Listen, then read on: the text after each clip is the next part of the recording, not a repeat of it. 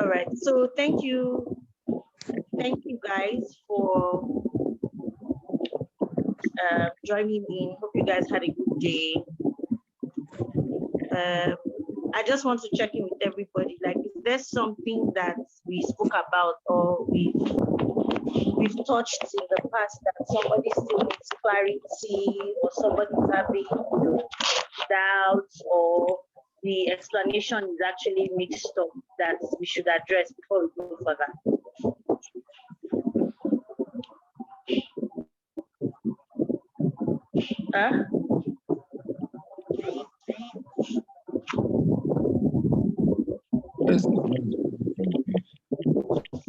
Please, can I get feedback? Yeah, no, so I don't have anything to say for that. I didn't really get a question. Meanwhile, it looks like your background, maybe you're close to fan, so I can get like breeze interference. Okay.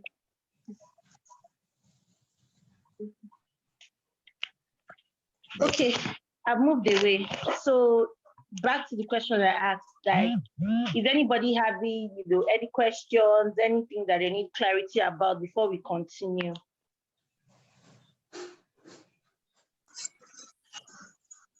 Okay, I think I'm good though.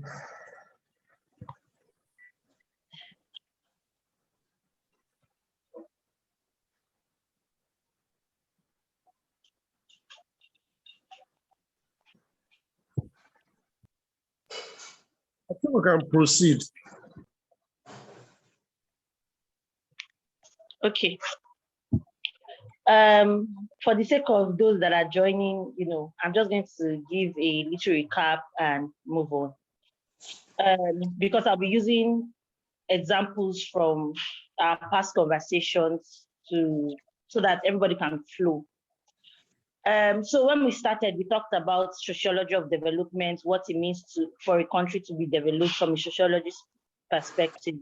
And we talked about different dimensions. So if you have any material, which I believe that everybody has a material they're already reading, you'll see different things like development as economics, development as freedom, development as empowerment. So you see all those different aspects of development from a sociologist perspective.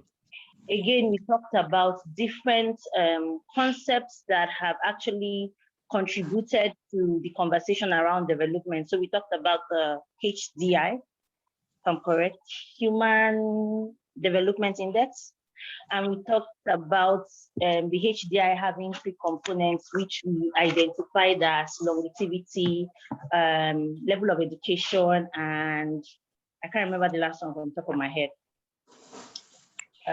Can anybody tell me what it is?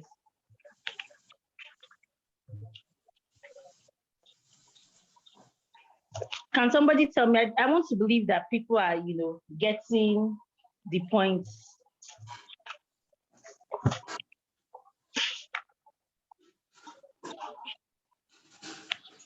Can somebody say something? I'm trying following up. You're not following up? I'm following up. So I asked the question that what are the three parameters to measure like HDI, Human Development Index? Literacy. Any other person? It's like was speaking. Like what? It's just two of us. Others are not saying anything. That's not nice. Okay, but even at that, we just I hear now. You're a scholar. Why are you hiding? Somebody mentioned literacy. Yeah, so Razak mentioned literacy.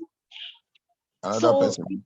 I saw a past question that I talked about HDI, and that's why I'm asking, so that let me know that people are on the same page and they understand, because it's a significant component to this conversation. But since people don't want to, say again, let me just say it. So health of the people, longevity, level of education, and general standard of living. And we also talked about, in the introduction, we also talked about the benefit of using the HDI and the limitations of using the HDI. So the PowerPoint presentation I shared to the group has all of that in it. Yeah. So another thing that is important for us to note, which we've spoken about in the past, is the difference between economic growth and economic development, and also the factors affecting economic growth in developing countries. It's a very, very important thing to note, to understand everything that we are doing. Now, from the understanding or from the introduction and the little tips that we have, we moved in to talk about the theories of that are being used in sociology of development. And the time that we talked about it, we had not gotten the course outline, everything, the course outline. So I just picked 4 theories that stood out in the conversation. But before I started, I talked about 3 things. And I'm beginning to think that the 3 theories that I talked about are actually paradigms in sociology, which I wasn't in class to ask the man myself, but I shared with you guys that if you want to win a case and talk about, issues around development and you want to use a theory, you can simply use either from a structural functionalism perspective, from a conflict theory perspective, or a symbolic interactionalism perspective, is in the conversation we had the last time. So for the theories, I talked about modernization theory, dependency theory, world systems theory, and globalization. And I also talked about some differences, some criticism that the theories have had in the past and how you can apply it to today.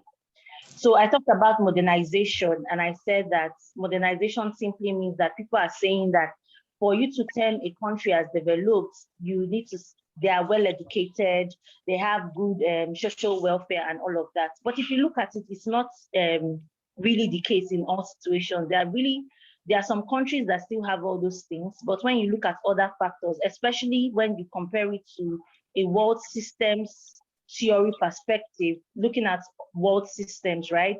You will not say that a country that have all of that is modernized or is developed.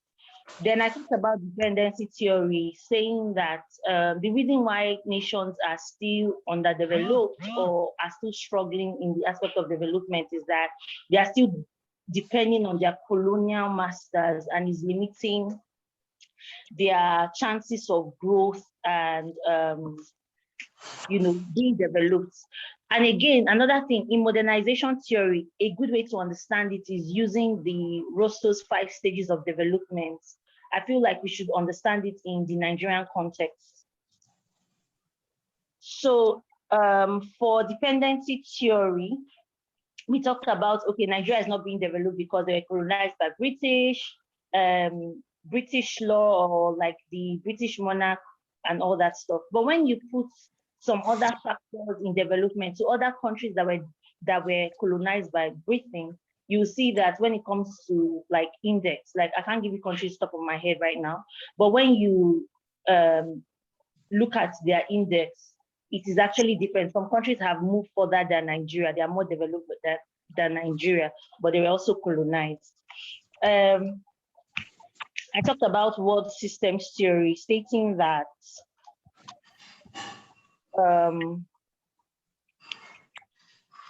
we should also look at the different, the way countries engage with each other, and that has a strong impact on their development. So we talked about a strong link between politics and development, sociology and development, and also different variables like capitalist system, the Industrial Revolution, things that have happened in the world that have just changed the dynamics and the conversation around development. Then we talked about globalization, but we focused more on communication and how globalization have also changed the dynamics of development, saying that before we even have that conversation, or before news gets to some parts of the world and say, okay, you know what, this is what you need. So I'll use, okay, I use like computers as an example the last time I spoke, and I talked about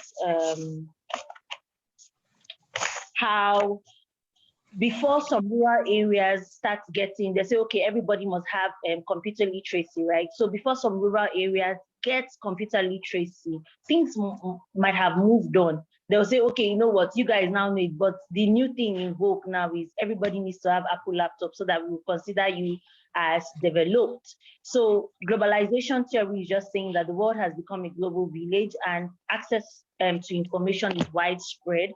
But even at that, some people would not get that information until years or months after. So you see things like people will share WhatsApp, WhatsApp broadcast, and somebody say, I got the same broadcast 2 months ago, right? And somebody will say, when you're reading it, they'll say as at today, but that information had already gone like a long time ago. And that's what globalization theory is talking about, that we cannot really use one yardstick to measure development, but if you want to see it from this perspective, it is what it is. So today, from the course outline that was shared, I'm going to be talking about the core concerns for sociology of development. Now, on the course outline, they shared about 8 concerns, and I'm going to, based on that, I'm going to like give examples and explain what all those things actually mean. Does anybody have any question for me of any kind?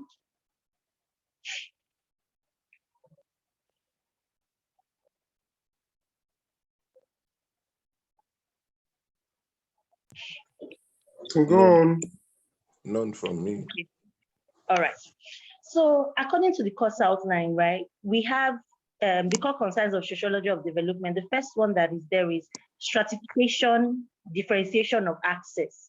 Now, what that simply means in sociology, so it's best to call it social stratification, which means, which refers to a society's categorization of its people and the ranking. So socioeconomic tiers. Please just hold on. My TV is trying to come on, and I didn't put it up because rain is falling. So I thought it will be okay. Just give me a moment. Okay. So on the course outline, it says stratification, but as a sociologist, it's best to say social stratification because we're talking about the ranking of socioeconomic tiers based on facts such as wealth, income, race, education, and power, right? So it's easy to just understand, stratification, but as a sociologist in development, you want to think about society as different layers, right? There are people, Razak and I were not earning the same salary. Razak is wealthier than I am. He's boxed. And again, some people will not have the same level of education. You might reach out to people and you see that, okay, they have a higher level of education than you, and that has just affected other level and other people around them that depend on them. So I'll give you an example. So somebody moves from a rural area to an urban area. So you move from, let's say, my village, Akukoedo, right, Igara, and you move to Lagos. Now, as you have moved to a higher city, and then you get a high paying job. Can you guys hear me? Because my phone is amazing. Please, can you guys hear me?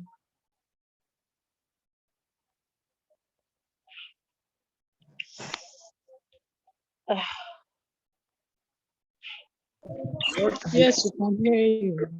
Okay. So I moved from Akoko Edo, my village, to Lagos, right? And I start working. I'm earning so high. It changes the dynamics of my family at home, whether I like it or not, right? So, well, not whether I like it or not. Some people might just decide to cut away from their family, but we don't really see that happening a lot. So when I move, I now think about my younger brother that is still in the village, and I start sending him money. And I say, okay, you know what, I'm going to put your education, I'm going to do things for you. And I open a small business for my mom. And my brother gets his own education and he moves to the city as well. That changes. So these are socioeconomic layers already. His education, he's educated. I remember when we talked about HDI, we said that level of education is also a factor. So when somebody has a certain level of education, they want a better life for themselves and they can think independently to a certain extent. So they are thinking about how they can make money. And we already know that if you have a certain level of education, your income gets, so the higher your education, I want to believe, like in a society that works, right? The higher your education, the higher your experience, the more your income. But in social stratification, we call all of this factors that define stratification. So we look at wealth, we look at power, we look at income, we look at education. So these are called factors that affect it. And one key determinant of all of like your stratification is your social standing in society, right? So if your parents are wealthy, we want to believe that you get good education, you get, because of your good education, you have a higher paying job. So sociology of development, seeing this as a core concern is we want to understand social stratification in a society. We want to understand society from the perspective of social class. What kind of people, what's that margin? Remember when we're defining sociology of development, we say that we think about sociology of development as, you know, access, equality, right? What do people have? We want to see the margin. Sorry, when we're talking about the kind of questions that sociology asks, right? We said, why are there poor people and why are there rich people? Why is that society like that? So stratification will help us understand. And once we understand the stratifications and their factors, we then start understanding other aspects of development, like access to healthcare, access to education, access to clean water, that these are the factors that we also think about in development, that, okay, this country is not developed because a lot of people are not educated. And the social stratification shows that we have more rich people, you know, we have more poor people than rich people. And so it is just inherent that because these people are poor, even if they are sick or because they are uneducated, even if they are sick, they are not going to access healthcare. And if majority of the population is actually poor, or the economy is not actually doing well, the government will not be able to support social amenities. And even if the government supports social amenities, people will not still go there because of their level of education. Does that make sense?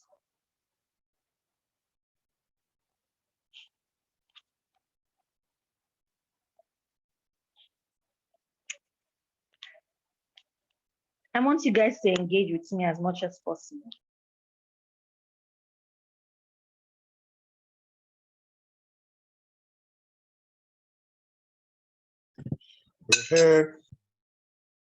Can we just have everybody say something? Because I think I'm not hearing other voices. Apart from Razak.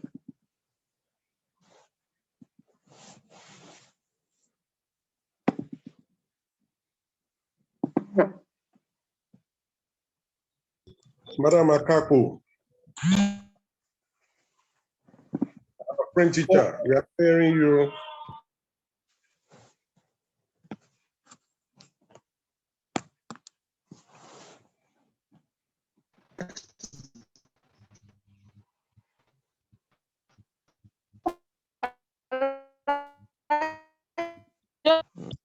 Network.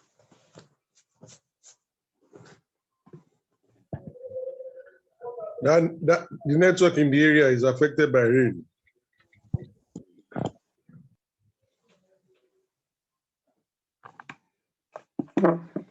Can we go ahead since the thing is being recorded?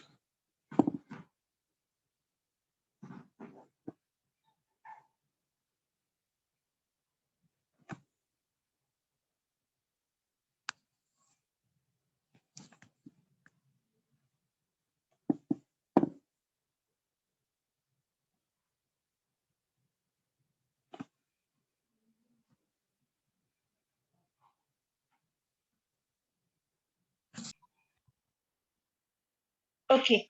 So on the second thing that he talked about on the course outline is poverty, and he said inequality of poverty. Let me make sure. So inequality of culture of poverty. Now somebody will look at that course outline and say, why will he say that? Well, like, what does that actually mean? So when we have conversation about poverty and people say, oh, no poverty, and in fact, some people get into communities and say, oh, these people are chilling, right? These people have everything. Why are they still doing poverty alleviation programs in this community? That's because when we have conversations around that, there are two major types of poverty. So we have absolute poverty and relative poverty, right? And if you think about it, or if you now decide to use, there's a theorist or there's a book, Teaching with Poverty in Mind. The author, Eric, he stated 6 main types of poverty, right? He said situational poverty, generational poverty, absolute poverty, relative poverty, urban poverty, and rural poverty. I'm going to explain 6 of them, but I'm going to start with absolute poverty and relative poverty, right? So what does absolute poverty mean? It means that the person has absolutely nothing. They have no basic amenity. They have no basic amenity. They don't have roof over their heads. They don't have food. They don't have water. They don't have clothes. They are just surviving by the day. They don't even know what's going to happen next. They are just saying, okay, you know what, let's just leave and let's leave. They don't know how they are going to feed. If they get sick, they don't know what to do. They don't know, how to access anything. That is absolute poverty. And some may argue that we don't have absolute poverty anymore in the world, but I think there is in some cases, especially when you have communities where they are just going through a crisis. Although this Eric author actually identified that in situational poverty, right, which we are going to get to later. So for relative poverty, it simply states that this particular type of poverty is that it's relative to the average standard of living of people in that particular society, right? It is considered like high income in one country to be can be considered as like low income in another country. It can even be considered as middle income, right? So the family income and standard of living. So I'll use an example. You're working in America and your paycheck per week is $4,000, right? Per week, not per month, right? And you tell me that okay, per week I'm earning 4,000. I'm in Nigeria here thinking that, boy, you're rich. No, let me know, 4,000 is quite high. So let me use per week, you're earning $400, right? And in a month, you'll be earning $1,600. Now, I'm in Nigeria and I'm saying, wow, this person is so rich. Meanwhile, in America, that person is considered, depending on the state, low income, right? Because by the time you find out how much the house costs to rent in that area, it might just be $2,000 per month. And you are in Nigeria saying that I am so rich because I'm earning this amount of money. That's, in that situation, it's called relative poverty, right? So seeing it from Nigeria, American perspective, you are rich, but seeing it from the US, you are poor. So that's relative poverty. If I am able to send, so dollar is, let's say $500 now. If I'm able to send $200 back to Nigeria and somebody has 100K, right? They see me as rich. Meanwhile, spending that money in America is not anything to me, to an extent. So that's relative poverty. What you can afford in one country is not the same thing you can afford in another. There might be other explanations to it. Now, I'm going to situational poverty. So this type of poverty is temporal, and it involves crisis or loss that occurs. So it could be environmental disaster, it could be divorce, it could be health problems. So you see somebody that was extremely rich, or they had money, and all of a sudden they had to spend all that money on cancer treatment, and now they don't have money anymore. So they call that situational poverty. When they are talking about economic development, that will not come in, to the table, or to argue, or to compare, or to, have an impact in the HDI. I don't see that happening. Then another poverty is generational poverty. So this is poverty involving the birth of 2 generations into poverty. So you see that mostly happening in the northern part of Nigeria, even if, other parts of Nigeria have that. But when they're talking about, okay, we want to break that generational, chain of poverty, you see projects going on under poverty alleviation. So that actually happens, right? Then we have urban poverty. So I have arguments with my friends that there's something called urban poor, and we need to get to terms with that. And urban poor is you're living in an urban area, but you can't actually afford living in that urban area, right? You're still poor. So you see a lot of people, and that's why even in urban areas, we have slums, right? Because people cannot actually afford to live in those cities because of how expensive they are, and they have to now live in communities that, long run affects their health and their well-being. Then another one, we have the rural poor. So urban poor, this particular type of poverty is only for metropolitan areas with population of over 50,000. They are overcrowded, they have violence, they are noisy, and poor communities, it's more difficult for people suffering in this type of poverty to get out. So you already have people in the village saying that, but Kunle lives in Lagos now. He's living in Lagos, and they're just bringing, their issues to you, and you're like, no, like, you need to understand that even in the Lagos that I'm living, things are not so easy for me. Then we have the rural poor, where, these people are living in rural areas, there are specific areas. The poverty, depends on, the country, low population limits, low social amenities. People, they are struggling financially. There's lack of job opportunities. They are mostly into subsistence farming and all of those components of rural communities that, we already know, I want to believe. So when we are talking about, sorry, give me a minute.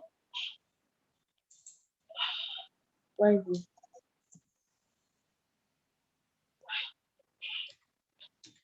Please, sorry, just give me a minute. I'm looking for. No problem. Where did this go? Okay.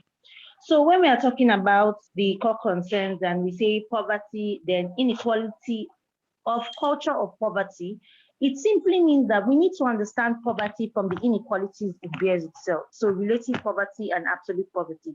That even when people say that, oh, there's poverty or people are suffering, we need to think about it from that perspective. As a sociologist, we are thinking that, okay, if you want to determine, yes, we are saying that America is developed, but within America, we have issues like relative poverty, we have issues as urban poverty, we have issues around poverty as well. Even if when we calculate the HDI, it's that we just want to also know all those other factors. Now, another thing is subordination, exploitation, resistance, and social conflicts. Now, I want to, because number 3 and number 4 on the course outline says, talks about, related issues, I would say, but I'm going to explain it to the best of my ability. So subordination, exploitation, resistance, and social conflict. I want to use the Niger Delta region as an example of this. So you have communities that have been exploited. As a sociologist, you want to understand that is the exploitation affecting development? Is the subordination and the suppression of people in that community, is it affecting the development of that community? What is actually going on? Is that suppression and exploitation causing social conflicts? Is it affecting how people interact? Are they struggling for scarce resources? Remember, conflict theory talks about that. The reason why there's a class difference, the reason why, which is another concern that we talked about earlier, right? Stratification. So the reason why there's a stratification in society, the reason why development is not happening is because there is conflict. So one of the concerns is that let's talk about the social conflict that is happening. Is it because of exploitation that is happening in the community? Is it because it is subordination? So let me just get like a proper definition of exploitation so that everybody gets. So exploitation, right, is the action of fact of treating someone unfairly in order to benefit from their work. Now,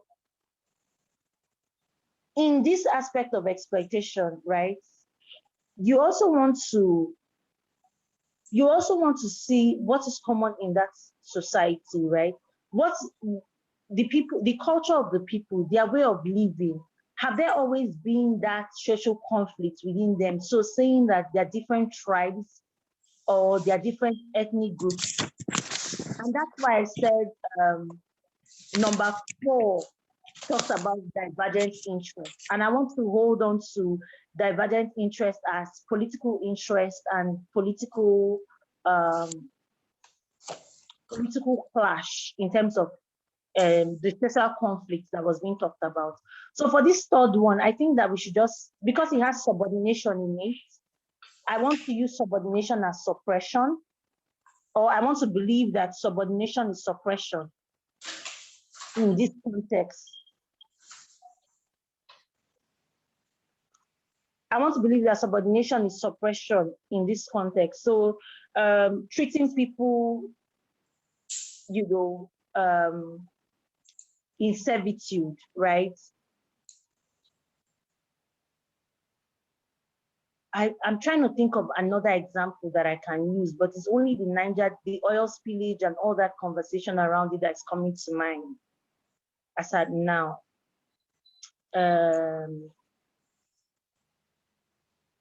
Subordination, exploitation, resistance, because even the people, so when we look at the Ogoni oil spillage, you could see that the people also resisted, right? And it brought about the conflict in the community and all of that stuff. So I want to really, use that as an example here. I might be wrong, but I want to believe that that's a good example to be used in this situation, because it has affected their development in terms of they don't have access to clean water in those communities because of the subordination that is going on and the exploitation that is going on as well. So we'll talk about the fourth one. So the fourth one says divergent interest, social differences, and social conflict. I want to talk about this in terms of political differences and religious differences in a community. Sociology of development wants to understand how those differences amongst the people that live in that community or that society has actually impacted their development. So we want to say that if people, are not developed because of their way of living, because of their culture, they frown against this, they frown against that. So I'll give an example. An extremely religious society, and we'll use Islam as an example because, is you globally talked about, and we can use an example with Afghanistan and people saying, oh, the Taliban have taken over, we will not be allowed to express ourselves, women cannot go to school anymore. And these are indicators of development. So as a sociologist, we're thinking that society has divergent interests. So because not one human being is the same, we have different institutions that rule society, we have divergent interests. And that's why we have APC and we have PDP, and that's why we have Muslims, we have Christians, we have different things. And we want to understand how that has played a huge role in the development of people. So you hear some political debaters saying that, oh, Afghanistan is going to just walk the world 50 years backward in terms of their development. Oh, see what has happened in Sudan. The reason why Nigeria is not developed is just the north. If we can just take away the north and focus on other aspects. And that's because even in the north, they're looking at Sharia law, right? They're working within the scope of Sharia law. And as a sociologist, you want to understand it from that perspective. Another thing because sociology of development is talking about is social class, manipulation of the state of its effectual stance over its core purpose. So Boko Haram is a good example of this. Now, as a sociologist, you want to understand conflict resolutions, alternative dispute resolution in the state. What the government promised the people? What is the value of the state? Remember that one of the things that dependency theory talked about is that for a country to be developed as it should be, they should have a national purpose. They should have a core. And what do international terrorist organizations do? They push you to that limit. They push your core. They want to change the narrative of the national system or of the state. They want to say that, you know what, we are going to push in our ideologies. What's the name of this book now? There's one book I wanted to recommend, but it's not coming to mind. That talks about like international criminal groups and how, you know, they infiltrate society to push them. Because when Boko Haram or when these international criminal groups start attacking countries, right, they are forced to look into their policies, change the dynamics of operations. So sociology of development wants to see if these policies that are being implemented or if these things that are being taken into consideration or brought to action is affecting the development of the country at the moment, or of the country, or development of the region. So we want to see all of those manipulations. Oh, Al Qaeda is acting like this because this has happened, right? The Taliban are acting this way because this has happened. This is the reaction of Buhari's policy on national security, right? So if a nation has a goal, this social class, because really, if you don't think about it, all these terrorist groups or all these extremists, they have their own social class, right? They have their own ranking when you talk about, you know, issues around development and you want to start talking about why nations are not developed, especially when you want to get to that divergent interest point, start seeing what people want and what development means to different people. Remember that we talked about development and how people are feeling threatened about globalization as well. So when you're talking about social class and the manipulation of all of those things, that's a good example to have. So which one is this? 1, 2, 3, 4, 5. The sixth one, pre-Bendalism. This simply means, or it refers to a system where elected officials and government workers feel the right to share government revenues and use the benefit to support their own, you know, ethnic groups or their own personal interests. So this means pre-Bendalism states as arena of contentions of crisis of governance, right? So that's what is on the course outline. So meaning that this is crisis in governance. And you hear in Nigeria, we talk about federal character. And I think we wrote something around that in our public admin class. We wrote something around that in our public admin class in our assignment. That was one of the options that you should talk about Steve. I can't remember his Yoruba name, or I don't know how to pronounce it correctly, so I'm not going to pronounce it at all. So we should talk about his recommendation to the government, and this was one of the concerns, right? Development is not happening in some areas because people have personalized the funds that are meant for the people. Now, instead of you to repair road, you go to, before you get to Auchi. So Oshomole was Edo State governor, right? Auchi, the road in Auchi is so good, you can fly it. But before you get to Auchi, I think Ekuma, the road is so bad, it can be stuck in traffic for God knows how long, like, and you're like, what is going on here? And you get to Auchi and you see that the road is so well, right? It's so good. Now, this is somebody in public office that would have just done that road from start to finish. Well, say, oh, that's the federal government road, I'm not going to touch it. Of course, there's a conversation around that.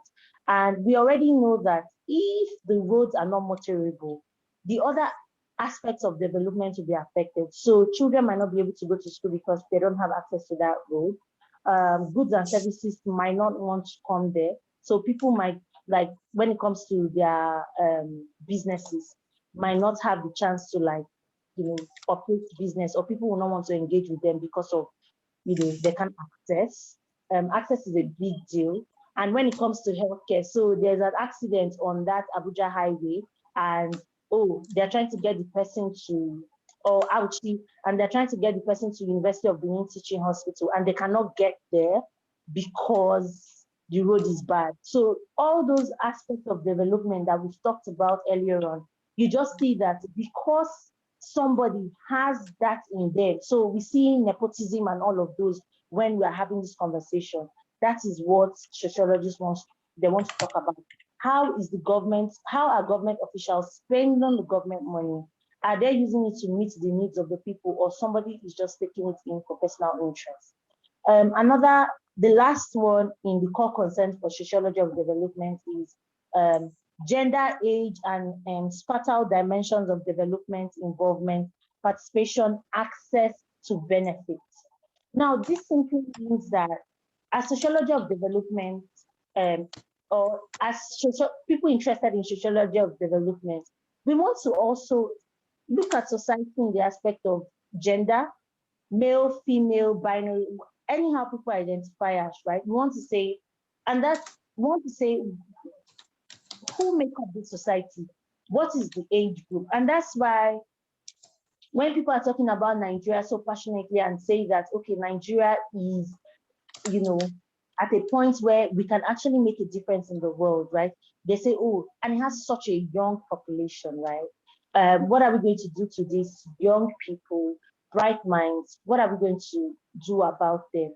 And they're talking about it in the aspect of development. If they are not interested in that, or if that's not a component, it will never come up. They're not going to say, oh, Nigeria has such a young population. And once you say that Nigeria has such a young population, or a nation has a young population, you need to be interested in the gender, right? So if you see a population so I'll use Liberia as an example. So Liberia is a country that during the war, how they were killing people is that they killed a lot of men because they are physically strong, they can go to battle. So one of the things that happen in war situation is that women are being raped, and a certain group, like if they notice that, okay, they have a certain group that are powerful or whatever, they try to disarm them, they just kill them.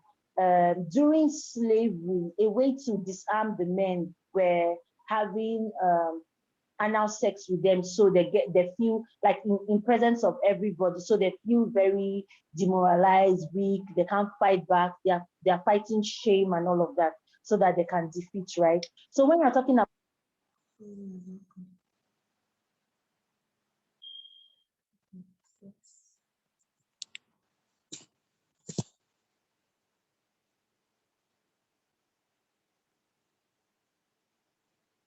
Hello.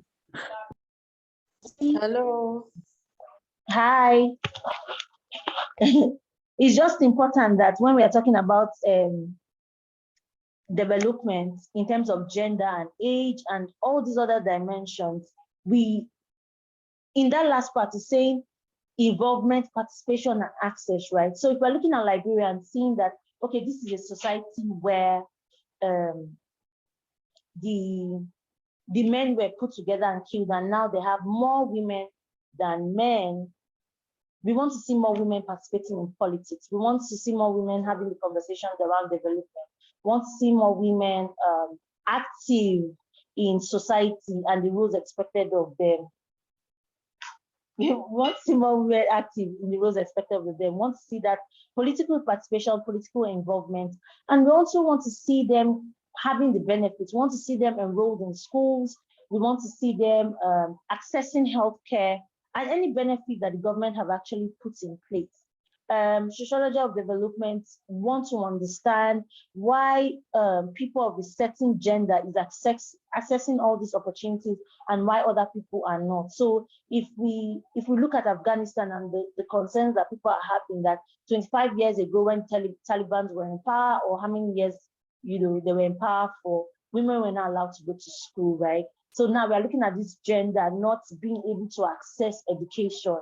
We are looking at this gender not being able to participate, because once you're not educated, there's a level for you to understand what is going on in society, or for you to interpret it in a logical manner or a logical perspective. And that can inherently affect the development of the people in terms of individual decision making, how you think about society, how you think about yourself, how you think about your person. So when we're talking about poverty, right, generational poverty, how are you going to break that chain? You might just say, you know what, I'm not good enough for this role. But somebody that is educated already understands that, okay, there are opportunities and I can access them.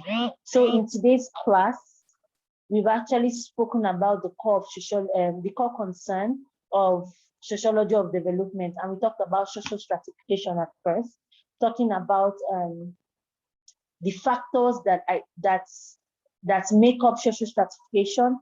We talked about income, power, and there are different types of power. I don't know if I stated that earlier on. So we have political power and we have economic power. So when we look at Abdusalam Abubakar, right, in Nigeria, he has what I'll say is political power.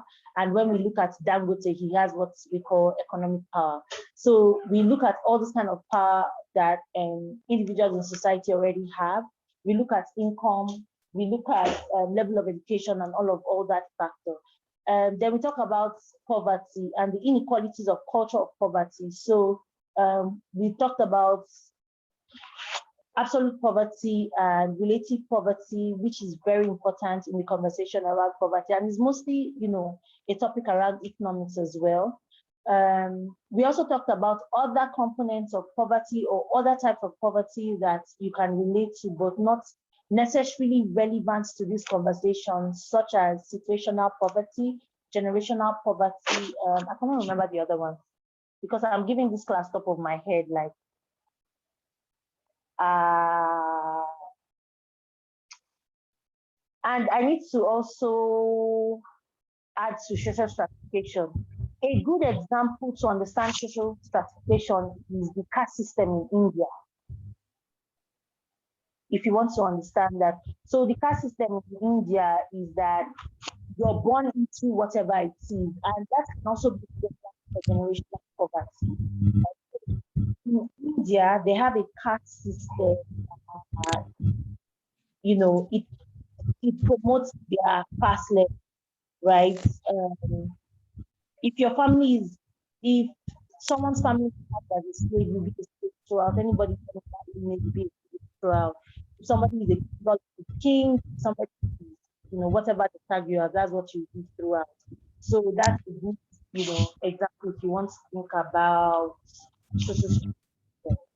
Now, for poverty one, I'll give an example with personal poverty, generational poverty, absolute poverty, relative, urban, and rural poverty. Now, it's important that even if we don't remember anything at all in the core concerns, we should talk about poverty and just, if they say, okay, give, because I think I saw it in one of the past questions, right? let me just use this opportunity to answer the first question. I saw a question that states that, what are the core concerns of sociology of development? So if they ask you that, you should talk about social stratification. Sociologists are interested in the social class of society, the different classes between individuals that make up that society, and you give example. A good example would be the caste system, right? Second thing that you can say in that conversation is sociologists are interested in poverty, and in this case, we are looking at poverty in terms of absolute and relative poverty. Even if it's an economic concept, it is also going to lead to identifying issues that have led to, human development index, such as healthcare access, or longevity, level of education, and I can't remember the third one. Standard of living, exactly. So if you earn high, your standard of living will be high. Another thing you can say is that sociologists are interested in exploitation and social conflict, or suppression, exploitation, and social conflict that happen in society. So you look at the Ogoni oil spillage, you look at the Niger Delta region, and how that suppression has happened. I think there is something around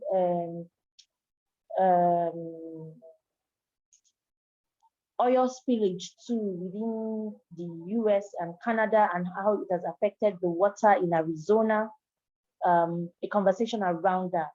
So you can use that too as an example. You can say sociologists of development are also interested in divergent issues that have impacted or that have influenced social differences and social conflict as well. So you're looking at political differences or social differences that have impacted all of that. You can also say that sociologists are interested in social class or manipulation of the states to manipulation of the states that has affected its core purpose, right?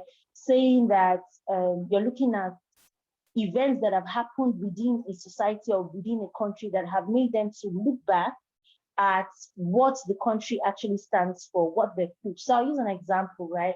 In America. So something happens in America, they start having that. So the markets, what they call that thing? It's coming to mind, but I can't remember. It's an economic word. No, it's not depression. Oh God, let me remember. Where I can't remember. Where a lot of people lost money in the stock market. Razak, help me. World depression. I can't remember. Even recession. Recession. Thank you. Yeah. So you can use recession, right? So after the recession, they went back and said, is the American dream possible? Like, can we really, like, can people actually have this? Because people are losing stuff. So what's going to happen? So sociologists are interested in the manipulation of events that have, affected or have influenced the core purpose of the state. Another thing you can talk about is sociologists are interested in prebendalism, meaning how are government officials spending the government's money, the money that's been given to them. Are they using it for selfish interests? You can talk about nepotism in Nigeria and all of that stuff. You can also say that sociologists of development are, sociologists are also interested in the gender dynamics and age, and also or you can say the participation of the gender in a society, participation, involvement around development or that affect development in a society. They want to understand how gender, the people of the society interact, taking into consideration their gender and their age. So let me say that last one again. So sociologists are interested in participation and involvement of the people in society taking into consideration their gender and their age. And you can further explain that, okay, a younger population have more to give in terms of development, so they can ride on globalization. They can also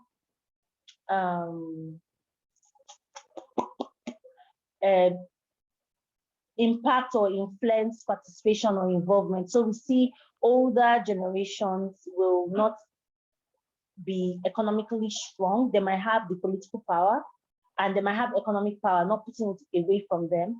But when it comes to the workforce, you're looking at more younger people, right? So if it's an economy or if it's a society that, young people make that society thrive, you see that conversation happening. So an example of that is the US, right? They always want young people to come. And now one of the concerns is that the baby boom, that we have so many old people in the social security system and the government have to support them, but they don't seem to have the resources. So you hear the conversation or the debate around, we want to scrap the social security system that gives older people their benefits, or the government cannot, afford this. And that's because the younger people that are working cannot actually match up the demand of the older people that they need to support in the society. Basically, because they're not a working force, they're just chilling and they're just getting their retirement from the government.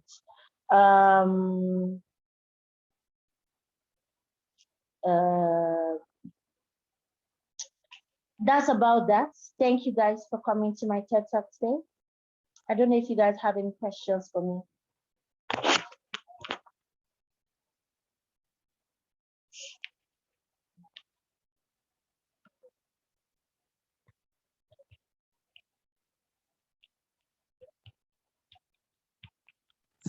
Well, for me, hello, Khatumi.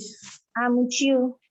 Good evening. Well done. You see, for me, it's not that I don't, in all honesty, probably it's not really my core subject. I don't know a jack shit from what you're talking about.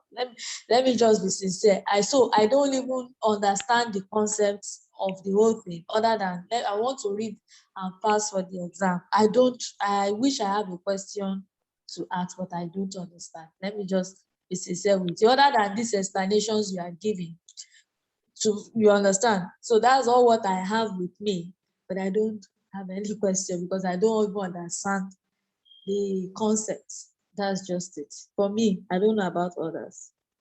Okay, so let somebody come. I'll give you let other questions come in so I know how to address them. So I'm going to give you things that you can remember every day to make you understand the concerns. I understand when you say that you don't understand what I'm saying. So sometimes it sounds foreign. It sounds foreign. No, it's not foreign. It's actually, it's real fast. I mean, it's not funny. I mean, foreign. It sounds foreign, not funny. Okay. Yes. So if an economist is having a conversation with me, like, I hate it with all honesty, like, I don't want to have that conversation. I'm just like, okay, yes. And I hate it when they bring all the curves and all the diagrams, so I understand what you're saying. Now, does another person have a question for me so I can address this? Why will you say you don't like it when we are seeing our graph and our, I beg. The graph is so annoying. So annoying. No, the graph that tell you reality. All these things that sociology will be telling you is based on sentiment. We will give you scientific. Well, they always claim that they have facts. Facts. Is it that snake looking? You climb up, you climb down, you curve again, and figures. You can verify it. You can go to the markets. You can take inflation to the bank. We'll give you all these things, but don't come and tell me you will take development to bank and I beg you. Economics guru. We know you. Okay. All right, go ahead. Okay. So it's only Nkechi that said that, or Nkechi spoke for that. Let me know. She spoke for me. Okay, good. Thank you. But I didn't want to discourage you. because you've done so well. But No, Khatumi, please don't get discouraged. Oh. It's just No, no, no, no, no, no, see, no. I'm not all what you I'm are not saying discouraged is though. I'm not. I I'm really not. appreciate this study group because look at this, you're taking time to explain some, words and the rest of you discussing the past question. Unlike the lecturer, the man believes that we are all in the sociology word balance, and you just go ahead and just ramble. But at least good enough, we have this study group to Okay. help us break down the terms and the rest of it. Okay. So for me to be able to address this, I will need you guys. Nkechi, please tell me your field. My field is public relations. Okay. Let's see there. Mr. Adebanjo, Gideon, me, yeah, what's your field? yeah. Eh? I'm into publicity too. Okay, public relations. Okay, good. So, Nkechi, I'm going to be asking both of you questions. Okay. I'm sorry, I'm not putting you on the spot, but I want you to understand it from your perspective. It's Now, fine. do you advertise to everybody? Do I what? Do you advertise to everybody? Do you, when you are putting things out, or when you are writing an article, or you are trying to, get public attention to something, are you meant to do it for everybody? Well, for everybody, it depends on the particular product. If you look at your audience. Okay, good. So, Mr. Banjo, what do you think? I put it out for the public. Okay, you put it out for the public. Okay. So everything that you put out is for the public, right? In most cases, the people concerned, you respond. Okay. So now, as a sociologist, right, we've identified that yes, there are some things that are for the public, which are access to healthcare, access to education, right? Yeah. Access to I can't do all the access in my head, but we've identified that that's for the public. Now we also understand that because things are not, yes, we've given all these things to the public, and because of the way the government is, what we've given to the public is not exact. We also understand that some people have economic and political power, that they can access other things that are so advanced that are not for the public. Hello?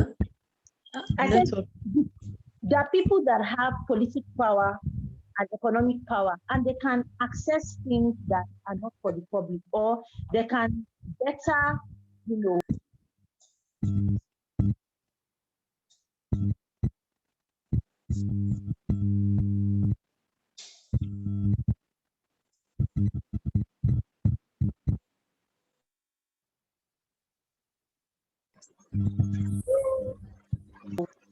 Oh, sorry, I didn't know my microphone was on mute. I'm sorry.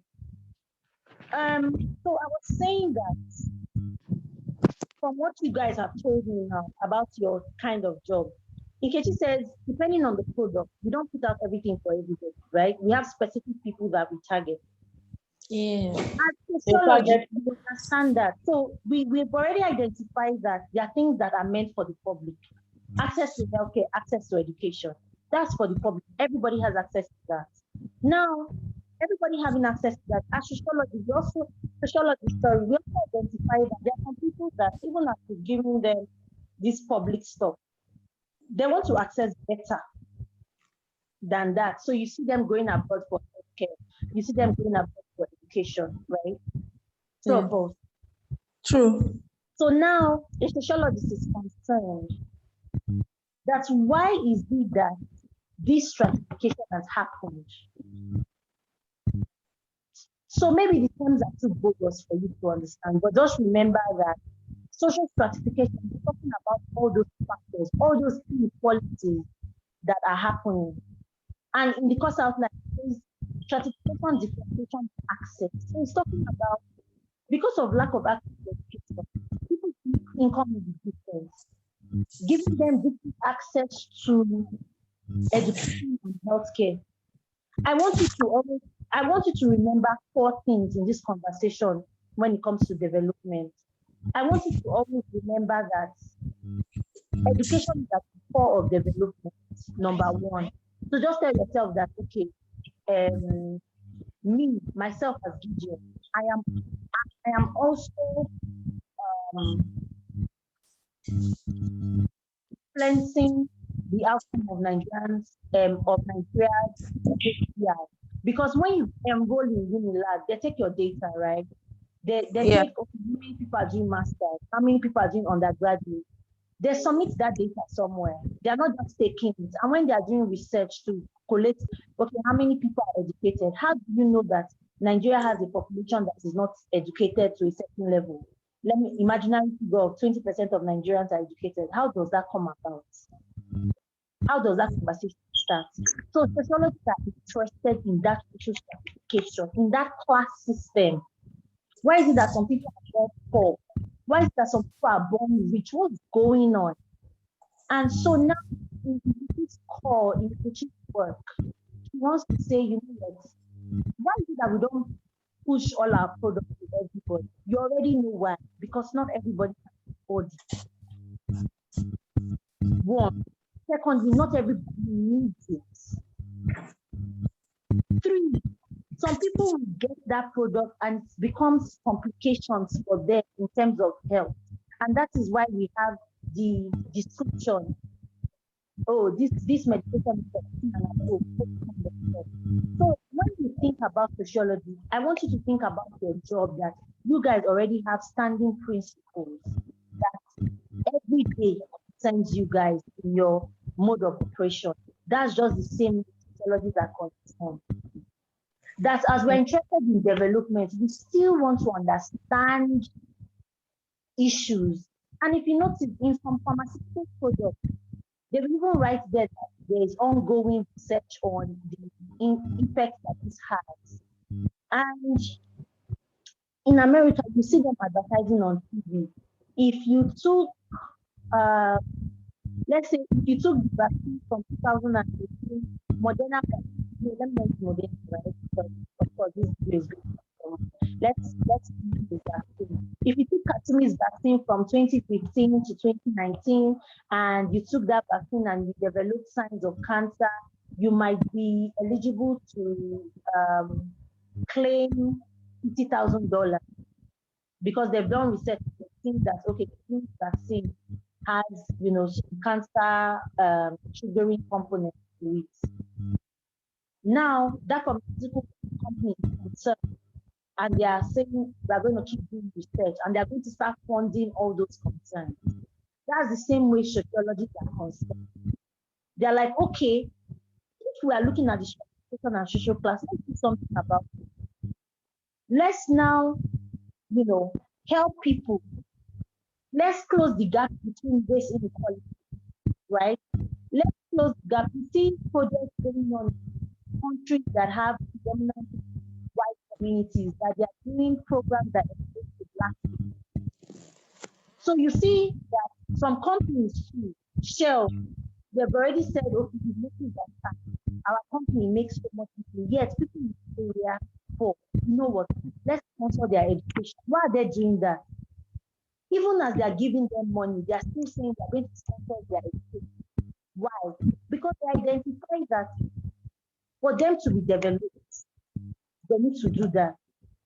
In some companies, they even tell you that, okay, you are working with us and you've worked for 5 years, and you've worked with us for 5 years, you can do for masters and we pay for you. Why have they identified that? Because they know that education is a core component in development, and development is their own organization. Does that make sense to you? All these examples are going to break it down. Yes.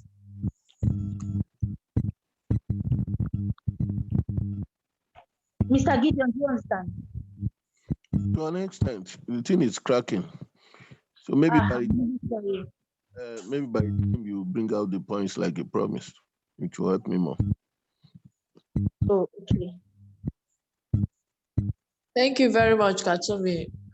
I know before the exam, it's it's yes, I know I will get it. I will get it. Okay.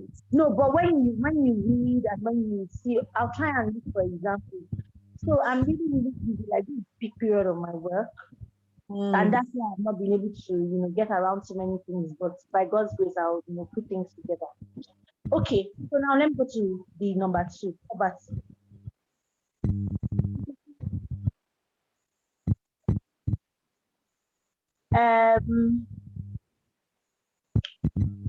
Okay, I'll use myself as an example. Sometimes, okay, no, I'll use you again as an example. When you're in traffic and people come to your window and you say, "Auntie, please give me money, this, how do you feel?"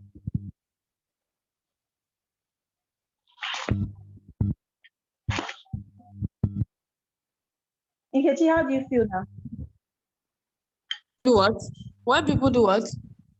When you're in traffic and you're in a car and people come and beg you for money, "Auntie, please give me 50 naira, give me 100, how do you feel?" I feel for them. I feel for them. Okay. Mr. Gideon, how do you feel? Sometimes I feel for them because they are not all truthful. Good. I'm actually very happy that you guys said this because you guys just explained something.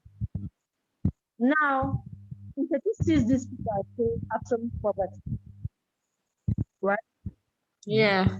And Mr. Gideon sees these people and he says relative poverty, right?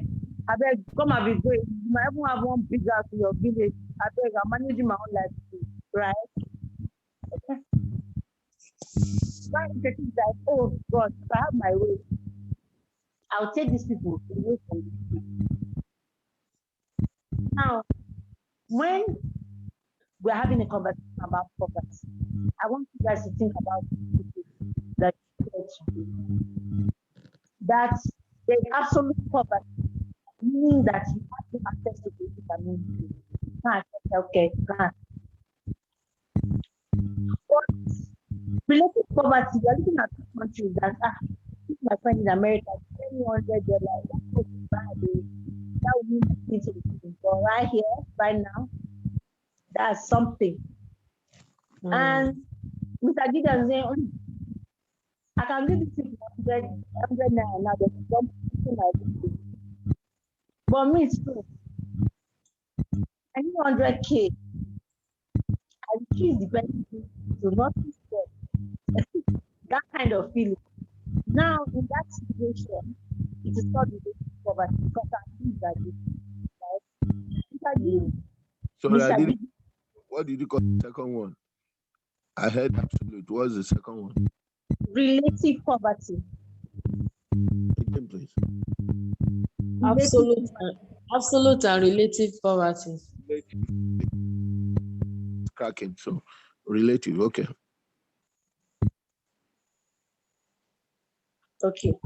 So you want to think about it that, okay, relative poverty, maybe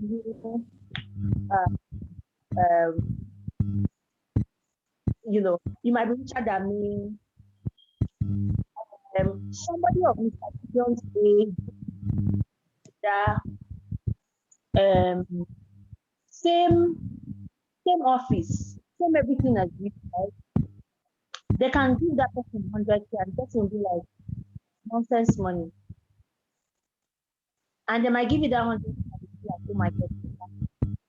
And that's because your needs vary. You guys from a different class.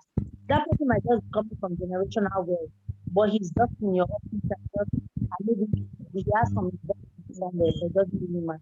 So at that point, that's a good example of relative poverty, right? Absolute poverty. Does that make sense? Yeah. Okay. So, do you guys know anything about the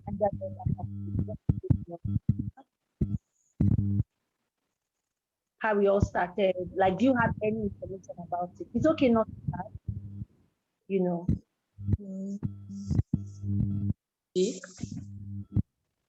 Even if it's something that you see on the news, even if it's something that they are just like insignificant.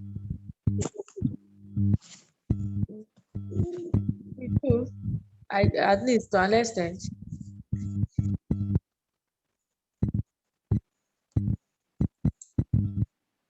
Hello. Yeah. The Mr. network is Gideon, I'm very. waiting for you. What do you want? I didn't get the question. My network is somehow cracking. Okay, so the question is, do you have any idea about the crisis in Niger Delta area? If I have any idea? Yes, about the crisis in Niger Delta area, especially around oil spilling. It's what we read in the news we hear now. Okay. So do you believe that the people are being exploited? Yes, no. Good. Do you believe that they are being suppressed? Yeah. Huh? Yeah, they are being suppressed. Okay, good. So now, as a sociologist, we are interested in understanding why that is happening and how that has affected their development. Do you agree that that has affected their development? Very well. Exactly. So let's think about it. Sociologists are interested in exploitation and suppression leading to social conflicts. Because of all of these things, and think about it in the aspect of the best way to always think about it is access to health, access to education. Always, like if you're running out of examples, the examples around healthcare and education is limitless. Just think about it that okay, they don't even have clean water, right? So access to clean water before the oil spillage. Sociologists are interested in investigating why that has affected the development and what do we do differently. So when you get to that point, you just say, okay, Niger Delta. Like sometimes, even if you cannot remember the keyword, you cannot classification, but you can explain it. Sociologists are interested in understanding issues around exploitation, leading to social conflicts in areas or in development space. For example, you as a sociologist, being in that community, we try to investigate create policy that will improve the development of to the development. Just think about it that way. So I'm giving you examples that you guys have given to me so that you can see. So now,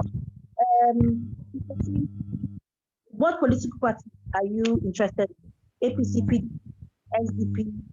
I'm not interested in any of the political parties. Okay, that's fine. Mr. Gideon, what political party are you interested in? It used to be APC, but I'm being disappointed. Okay, good. What can I for APC? What brand of card do you like? I don't know card. If you say he loves 2 times, I don't even know what that is. What brand of cars do you like? Let's see that.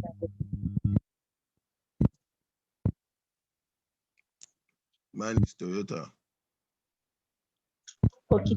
No, I'm still going to use the political. I want everybody to come up with their own examples so that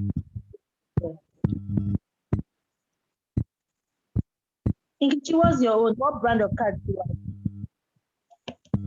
Well, Toyota products are good. I would have loved Mercedes Benz, but far more expensive. But Toyota products are more, Yeah, it's affordable and the parts and other things. It's something you can lay on. Okay. So, Mr. Gideon, back to you. So, divergent interest.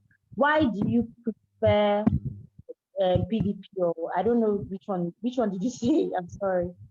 I said APC. Okay, you prefer APC. Okay, fine. So, why do you prefer them?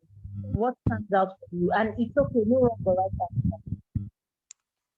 You know, I told you I'm now biased. I'm not really, because it was performance that made me to like APC initially. But you can see what is happening now. So it's like I'm not even in any party. Okay, good. Now, Mr. Gideon, the reason is because your interest has shifted. You were interested in performance before, right? And they delivered. But now something has happened. It's just so different has happened. Mm. And that has impacted your interest. I'm no more interested in it, right? And if things continue to rupture in your mind about these people, or you're really looking, when somebody brings up this conversation with you and say, let's start doing political debate, APC, it cause serious conflict, serious issues, right?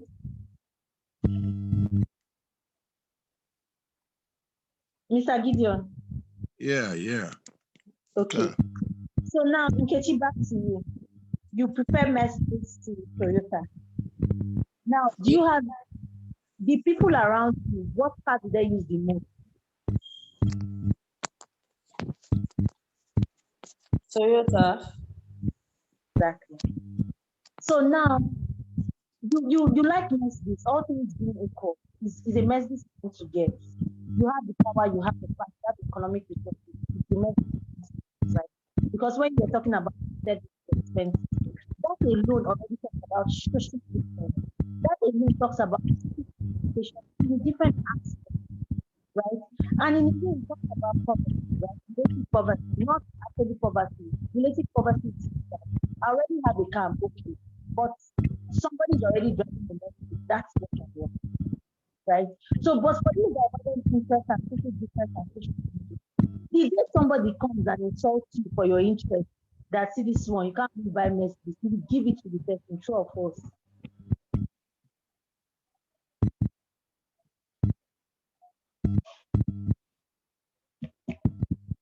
True or false? I want to hear you in this I didn't conversation. get what you said. I didn't get what you said last. Oh, okay, I'm just going to cut the short part. So I said that the day somebody comes and meets you and say, oh, see you in kitchen, you cannot even afford Mercedes, you're going to blast the person.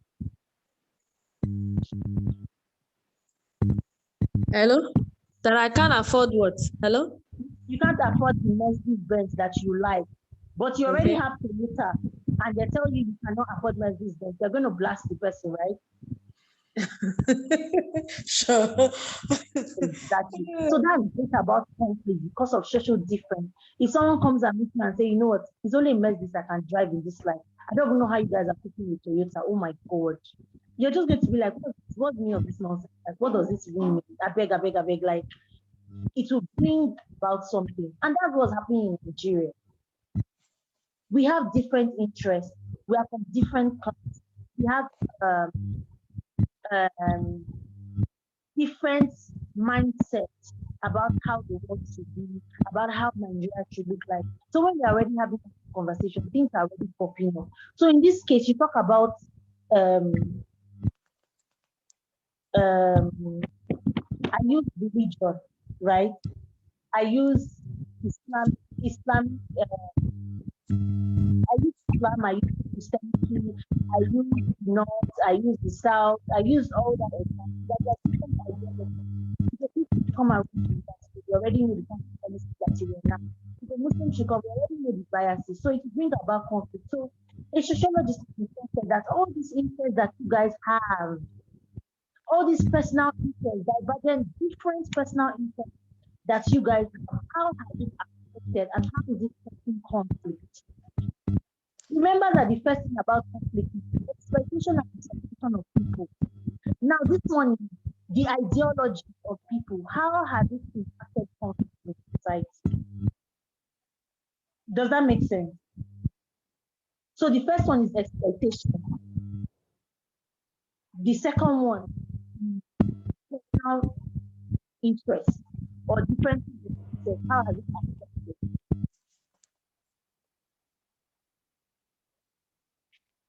Does that make sense? Yeah, Do you guys understand this example I just gave? I do. Yes, I do. Oh, thank you for sharing your screen. I appreciate it. Does it mean we're on number 4 now? Okay. So the fifth one is social class. Manipulation of the core, like the core purpose of the state. Meaning that all these they are trying to poke the national system. Mr. Gideon, you know Boko Haram, right? Everything you say that Boko Haram is not the case of Lagos, right? Yeah. I had a very top military personnel call me one day around 11 p.m. He's from Adamawa. This man in his old, he's 50,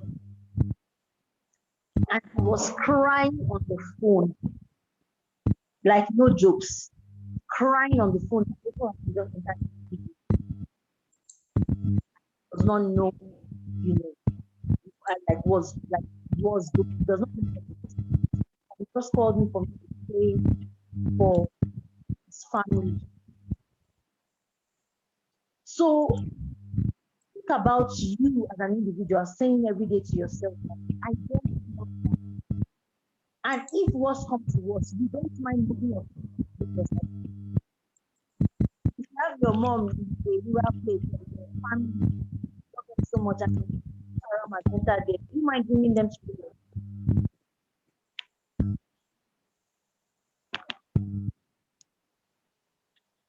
Mr. Gideon in Kichi, you guys them to so people say things like that. The network is bad. I can hardly hear what she's asking. Yes. Oh,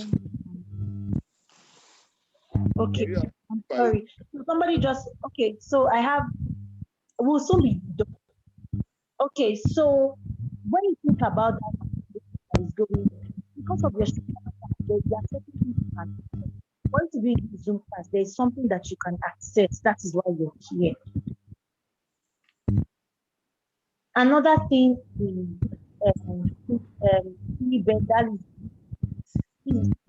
talked about nepotism. Government officials are sharing stuff.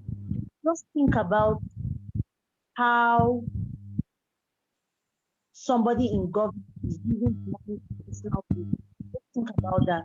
Think about your the governor of your state. Think about the chairman. Think about the people that hold political position, and think about how government officials just say, okay, you buy private jet or I'm doing certain things. Just think about it.